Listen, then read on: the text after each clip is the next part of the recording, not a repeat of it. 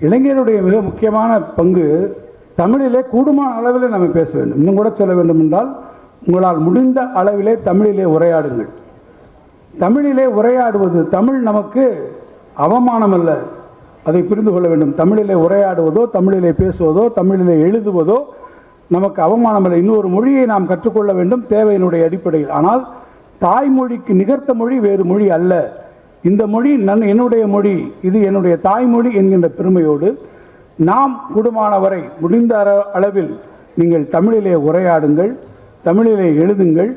மற்றவர்களிலும் தமிழிலேயே பேசுவதற்கு நீங்கள் அவர்களை ஊக்கப்படுத்துங்கள். இங்கிருந்து உங்களுடைய பயணத்தை நீங்கள் துவக்க என்று சொன்னால் இது தமிழ் மொழிக்கு நீங்கள் செய்யக்கூடிய மிகப்பெரிய ஒரு உதவியாக இருக்கும். தமிழ்நாட்டில் நான் சொல்வது போல சங்கம் என்கின்ற அந்த அமைப்பு, சங்கமே இல்லைன்னு ஒரு காலத்தில் சொன்னாங்க. சங்கம் இருந்தது என்று சொல்வதற்கு நீண்ட தரவுகளை நாம் சொன்னதுக்கு பிறகுதான் சங்க காலம் இருந்தது என்று ஒத்துக்கொண்டார்கள். முதல் சங்கம் இடைச்சங்கம், கடைச்சங்கம். கபாடபுரத்தில் இருந்தது முதல் சங்கம்.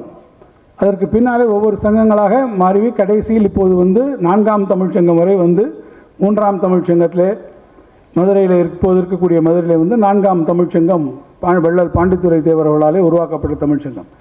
கபாடபுரம் இருந்திருக்கக்கூடிய அந்த நிலப்பரப்பு அழிந்து ஒவ்வொரு காலத்திலே மறைந்து கொண்டே வந்தது. அகத்தியம் அந்த காலத்திலே இருந்த ஒரு நூல் என்பதெல்லாம் தான் நமக்கு இருக்கக்கூடிய தரவுகள். சிலப்பதிகாரத்தில் சொல்வதைப் போல வடிவேல் எறிந்த வான்பகை பெறாது பகுருளி ஆற்றுடன் பன்மலை அடுக்கத்தும் குமரிக்கோடும் கொடுங்கடல் கொள்ள என்று வருகிறது. பகுருளி ஆற்றுடன் பன்மலை அடுக்கத்தும் குமரிக்கோடும் கொடுங்கடல் கொள்கின்றால் அந்த குமரிக்கோடு இன்றைக்கு இருக்கக்கூடிய குமரிக்கோடுக்கும் கீழே ஒரு பெரிய நிலப்பரப்பு இருக்கிறது. அது கடல் கோளாலே அழிந்து விட்டது என்று நமக்கு சான்றுகள் இருக்கிறது. எனவே அதற்கு பிறகு இருக்கக்கூடிய ஒரு பெரும் நிலப்பரப்பு இருந்திருக்கக்கூடும். அந்த நிலப்பரப்பு குமரி கண்டம் என்றோ அல்லது லெமூரியா கண்டம் என்றோ இருக்கலாம்.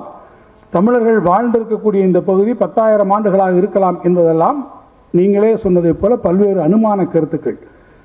நம்மை பொறுத்த மட்டில் தமிழ்நாடு அரசு எதிலே தெளிவாக இருக்கிறது என்று சொன்னால், முறையான ஆய்வுகளின், அறிவியல் பூர்வமான ஆய்வுகளின் அடிப்படையில், அந்த ஆய்வுகளின் அடிப்படையில் நமக்கு கிடைத்திருக்கக்கூடிய அந்த எவிடன்ஸ் என்று சொல்லக்கூடிய சான்றுகளின் அடிப்படையில் என்ன கால நிர்ணயம் இருக்கிறதோ அதை நாம் இன்றைக்கு மேற்கொள்கிறோம்.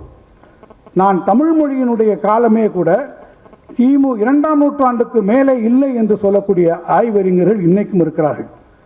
மேலை நாட்டில் இருக்கக்கூடிய சில அறிஞர்கள் தமிழினுடைய எழுத்து முறை என்பது 9ஆம் நூற்றாண்டிலிருந்து வந்தது என்று சொன்னார்கள்.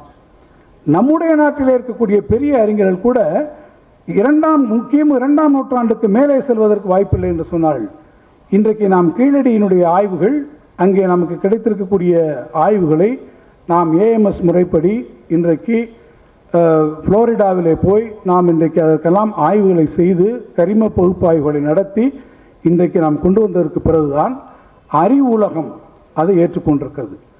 கடலில் என்னென்ன இடங்கள் மூழ்கி இருக்கிறது, சங்க காலத்தில் இருக்கக்கூடிய துறைமுக பட்டணங்கள், கொர்க்கையாக இருந்தாலும் சரி, புகாராக இருந்தாலும் சரி, முசிறியாக இருந்தாலும், இங்கே நாம் கடல் ரீதியாக நாம் ஆய்வுகளை மேற்கொள்ள வேண்டும் என்பதற்காகத்தான் தமிழ்நாடு அரசு இப்போது இந்த பகுதியிலெல்லாம் கடலிலே ஆய்வு செய்வதற்கு இந்தியன் இன்ஸ்டிடியூட் ஆஃப் ஓஷனோகிராஃபி போன்றிருக்கக்கூடிய நிறுவனங்களோடு இணைந்து இன்றைக்கு ஆய்வுகளை நாம் மேற்கொண்டிருக்கிறோம். இளைஞர்களுக்கு தமிழ் மொழியின் மீது மிகுந்த ஆர்வம் இருக்கிறது என்பதை நான் உணர்ந்திருக்கிறேன். நான் தொழில்துறையினுடைய அமைச்சராக மாத்திரமல்ல, தொல்லியல் துறையினுடைய அமைச்சராக மாத்திரமல்ல, தமிழ் வளர்ச்சித்துறைக்கும் நான் பொறுப்பேற்றுக் கொண்டிருக்கக்கூடிய காரணத்தால் நான் செல்லக்கூடிய இடங்களிலெல்லாம் இன்றைய தலைமுறை நம்முடைய தமிழ் மொழியினுடைய சிறப்புகளை, நம்முடைய மொழி குறித்திருக்கக்கூடிய கர்வத்தை, நம்முடைய மொழி எந்த வகையிலே மற்ற மொழிகளுக்கெல்லாம் முன்னோடி மொழியாக விளங்குகிறது என்பதை எடுத்துச் சொல்லக்கூடிய வகையிலே நம்முடைய மொழி குறித்திருக்கக்கூடிய பெருமை அவர் நிரம்ப பெற்றிருக்கிறார் என்பதை இளைஞர்களிடத்தில் நான் பேசுகிற போது நான் உணர்ந்திருக்கிறேன். எனவே அவர்கள் இந்த மொழிக்கினுடைய தூதுவர்களாக வருவார்கள். ஒரு காலத்திலே சொன்னார்கள், தமிழ் இருக்குமா இருக்காதா, தமிழ் அழிந்து விடுமே என்று சொன்னார்கள். தமிழ் ஒரு காலத்திலும் அழியாது. 2000 வருஷத்திலே அழியாத தமிழ் இனிவா அழியப் போகிறது? தமிழ் ஒருபோதும் அழியாது. தமிழை அடுத்தடுத்த கட்டத்திற்கு இன்னும் 10,000 ஆண்டுகளுக்கு எடுத்துச் செல்லக்கூடிய பலமிக்க இளைஞர்களும் யுவதிகளும் தான் இந்த அரங்கிலே நீங்கள் நிறைந்திருக்கிறீர்கள் என்பதுதான் தமிழுக்கு இருக்கக்கூடிய மிகப்பெரிய பெருமை. தமிழை இத்தனை நாளையும் காப்பாற்றி கொண்டு வந்ததெல்லாம் புலவர்கள் மாத்திரம் தமிழை காப்பாற்றவில்லை. இந்த தமிழை காப்பாற்றியவர்கள் சாதாரண ஏழை எளிய மக்களாகவும் தமிழை காப்பாற்றியிருக்கிறார்கள். நான் அதைத்தான் முறையிலே சொன்னேன். தமிழை கீழடியிலே எழுதியவர்கள் குகைகளிலே வாழ்ந்த புலவர் பெருமக்கள் அல்ல, முனிவர் பெருமக்கள் மட்டுமல்ல, சாதாரண ஏழை எளிய மக்கள் தங்கள் வீடுகளிலே தாங்கள் பயன்படுத்தக்கூடிய பொருள்களிலே அவர்கள் தமிழிலே எழுதியவைதான் இன்றைக்கும் தமிழினுடைய பெருமை நிலைநாட்டக்கூடிய மிகப்பெரிய சான்றுகளாக இருக்கிறது.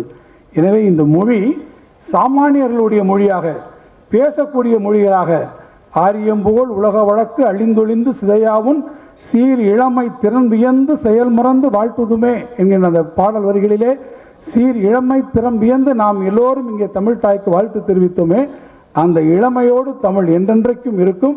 அதை என்றைக்கும் எடுத்துச் சொல்லக்கூடிய அந்த மாபெரும் பொறுப்பும் அந்த மாபெரும் கனவும் இங்கே இருக்கக்கூடிய இளைஞர்களுக்காக உங்களுடைய தோளிலே இருக்கிறது என்று சொல்லி, அன்பு தம்பி, நீங்கள் பல இடங்களிலே இதை எடுத்துச் சொல்லி பலருக்கும் பேசியிருக்கிறீர்கள் என்று சொல்லீர்கள். நான் மிகுந்த மகிழ்ச்சி அடைகிறேன். உங்களுக்கு என்னுடைய அன்பான வாழ்த்துக்களை தெரிவிக்க விரும்புகிறேன். வளரட்டும் தமிழ், வாழ்க தமிழ். விடைபெறுகிறேன். நன்றி, வணக்கம்.